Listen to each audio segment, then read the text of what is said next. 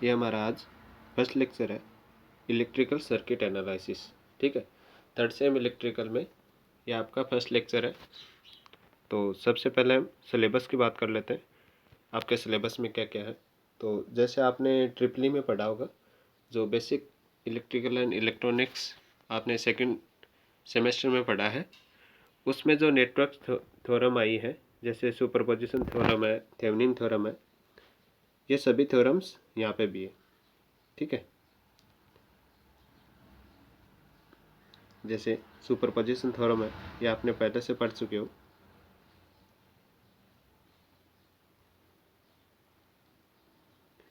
Superposition theorem, Thevenin theorem, Norton theorem.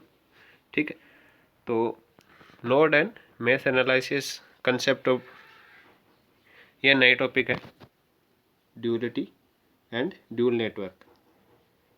Node and mesh analysis KVL and KCL के according, ये Kirchhoff जो law बनाए थे उसके अकॉर्डिंग।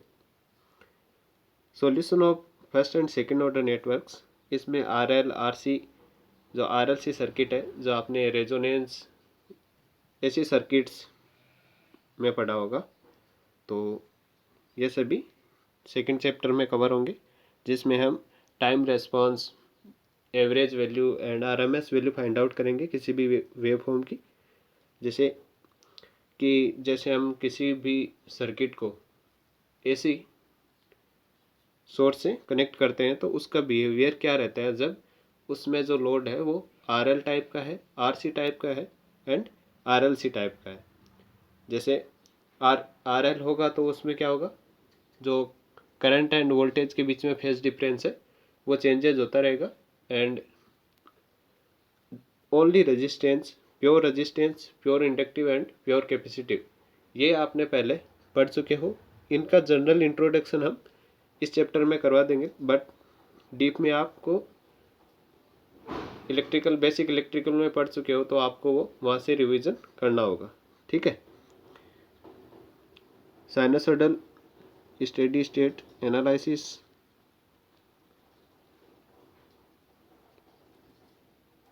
इसमें RMS value, average power, complex power, ये सब फाइंड आउट करेंगे। कॉम्प्लेक्स पावर में क्या है कि हम जो अब तक मानते थे, जैसे पी है वो हमारा पावर है, बट कॉम्प्लेक्स पावर क्या है, S equal to P plus J Q, जहाँ पे पी है वो रियल पावर है, क्यू है वो जैसे इमेजिनरी पावर या रिएक्टिव पावर बोल सकते हैं इसको, एक्टिव पावर, और दिस इज रिएक्टिव पावर।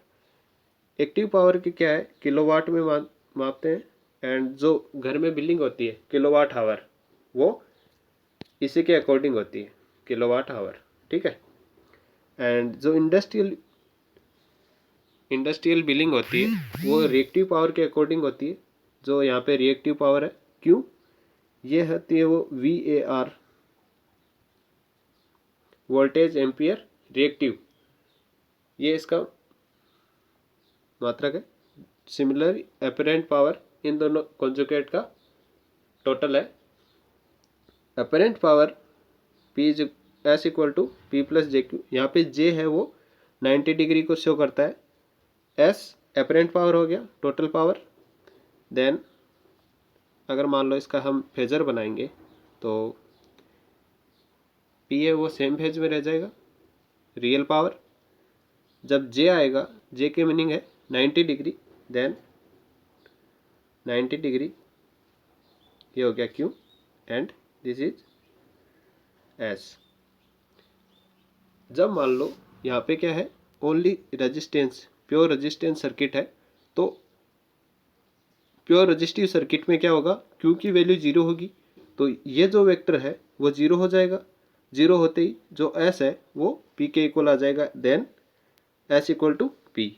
और सिमिलरली फॉर्मूले से क्या आ रहा है,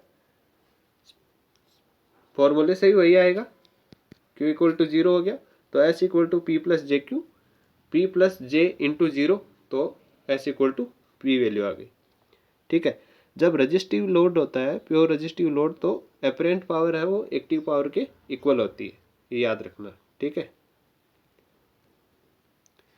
इस चैप्टर्स में आगे हम थर्ड चैप्टर में साइन फंक्शन, जैसे रोटेटिंग फेजर, दो टाइप के फेजर होते हैं, एक रोटेशनल फेजर हो गया पोलर फॉर्म, एंड सेकंड जो है हमारा साइन वेव हो गई। इन दोनों को हम आपस में कोऑर्डिनेट करेंगे, एक दूसरे में कैसे चेंज होते हैं ये भी इस चैप्टर में सोल्व करेंगे और देखेंगे। थर्ड है लाप्लास ट्रांसफॉर्म। लाप्लास ट्रांसफॉर्म में हम 1 मिनट, ठीक है, इस चैप्टर में हम लाप्लास ट्रांसफॉर्म देखेंगे कि लाप्लास ट्रांसफॉर्म हमारे जो सर्किट है उसमें कहाँ पे यूज में आता है, जो इलेक्ट्रिकल सर्किट एनालिसिस है उसमें किस किस जगह पे यूज में आता है। बेसिकली मैं आपको बता दूं, ये फ्रीक्वेंसी डोमेन को टाइम डोमेन में चेंज करने के काम में आता है, या टाइम डोमेन को फ्रीक्वेंसी डोमेन में चेंज करने के काम में आता है। क्योंकि आपने मैथ में पढ़ा होगा Laplace transform and inverse Laplace transform, ये दोनों इसी के वर्क में यूज में आते हैं, जिससे इजीली कोई भी इक्वेशन सोल्व की जा सके। टू पोर्ट नेटवर्क आपके लिए शायद न्यू टॉपिक है। जो इम्पीडेंस पैरामीटर्स है, लाइन के हाइब्रिड पैरामीटर्स है, एडमिटेंस पैरामीटर्स है, वो हम इसमें डिस्कस करेंगे। जैसे एडमिटेंस, इम्पीडेंस, इनका पता होगा आपको।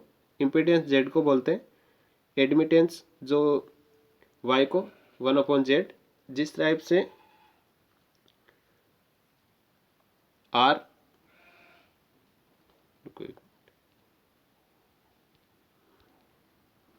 जिस टाइप से आर का इनवर्स क्या होता है, कंडक्टिविटी। सिमिलरली जो अक्सएल एंड अक्सी है, अक्स इम्पीडेंस, ठीक है,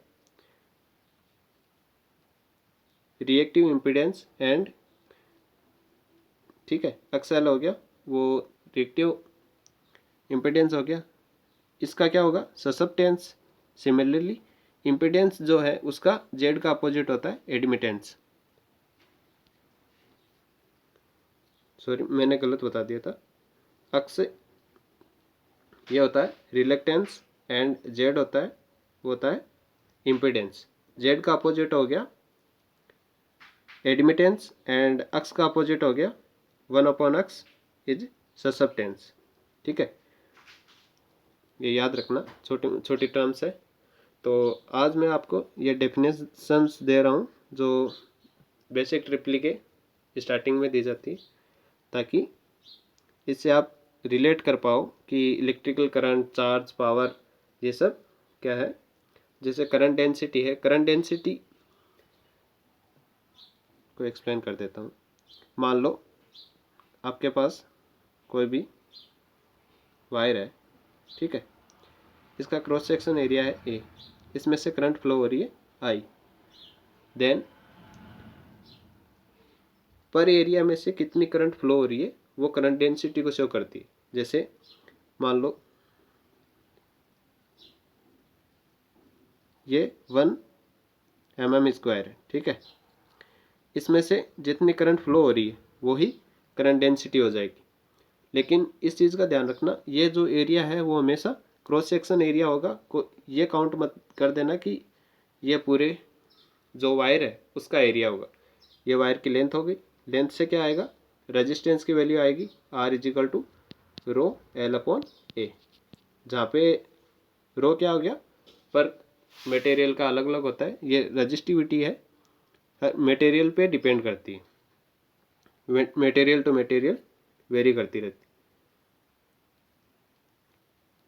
ये सब बहुत ईजी है। पोटेंशियल डिफरेंस आपने ट्रिपली में पढ़ ली होगी।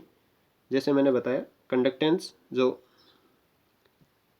1/r है, ठीक है, G = effect of temperature on resistance. इसमें क्या है कि जो कंडक्टर है, कंडक्टर में अल्फ़ा की वैल्यू जो यहाँ पे है टेम्परेचर कांस्टेंट या टेम्परेचर कोफिशिएंट, उसकी वैल्यू नेगेटिव होती है। जैसे जैसे टेम्परेचर इंक्रीज होगा वैसे वैसे रेजिस्टेंस की वैल्यू इंक्रीज होती जाएगी, ठीक है, ठीक है, टेम्परेचर की वैल्यू जैसे जैसे इंक्रीज होगी रेजिस्टेंस की वैल्यू इंक्रीज होती जाएगी, क्योंकि इसमें जो टेम्परेचर कोफिशिएंट है वो क्या होगा, पॉजिटिव, ठीक है। सिमिलरली क्या है, सेमीकंडक्टर्स और इंसुलेटर्स जो होते हैं उनमें अल्फ़ा की वैल्यू नेगेटिव होती है तो टेम्परेचर इंक्रीज करने की वजह से रेजिस्टेंस डिक्रीज होता है। ये इस वजह से होता है, जैसे मान लो कि कहीं पे पहले से ट्रैफिक चल रहा है, कोई रोड है, यहाँ पे पहले से ट्रैफिक चल रहा है, इस ट्रैफिक को आप मान लो इलेक्ट्रॉन्स, ठीक है, जो वायर है उसमें इलेक्ट्रॉन्स। इंसुलेटर और सेमीकंडक्टर्स में क्या होता है, स्टार्टिंग में ये ट्रैफिक बहुत कम होता है, ठीक है। देन जब टेम्परेचर इंक्रीज करेंगे देन इलेक्ट्रॉन्स इंसुलेटर और सेमीकंडक्टर्स में आसानी से फ्लो हो जाएंगे, लेकिन जो कंडक्टर है उसमें इलेक्ट्रॉन्स पहले से फ्लो हो रहे हैं, जो एरिया है, जो वायर का एरिया है उसमें इलेक्ट्रॉन्स पहले से फ्लो हो रहे हैं, तो जैसे जैसे हम टेम्परेचर इंक्रीज करेंगे उसकी स्पीड इंक्रीज होगी, जिसकी वजह से वो आपस में कोलैप्स करेंगे एंड उसका रेजिस्टेंस हाई हो जाएगा। रेजिस्टेंस वही तो है कि जो चार्जेस है उनको एक जगह से दूसरी जगह में जाने के बीच में रेजिस्टिविटी या प्रतिरोध उत्पन्न करता है, ठीक है। ये फॉर्मूला है रिलेशनशिप R1 और R2 दो टेम्परेचर के बीच में।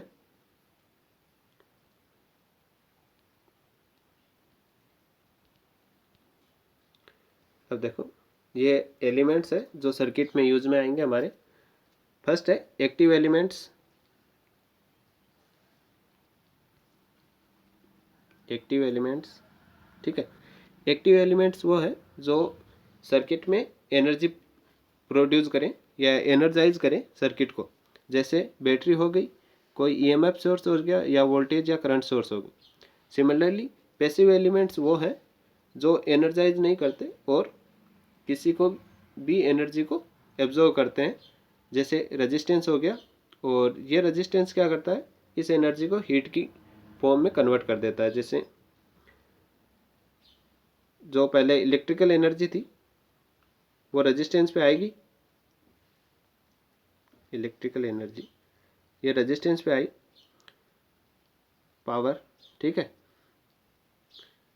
I² R, ये हो गई पावर। बट जैसे ही रेजिस्टेंस पे आएगी ये क्या होगी, हीट की फॉर्म में चेंज हो जाएगी, H=I² RT।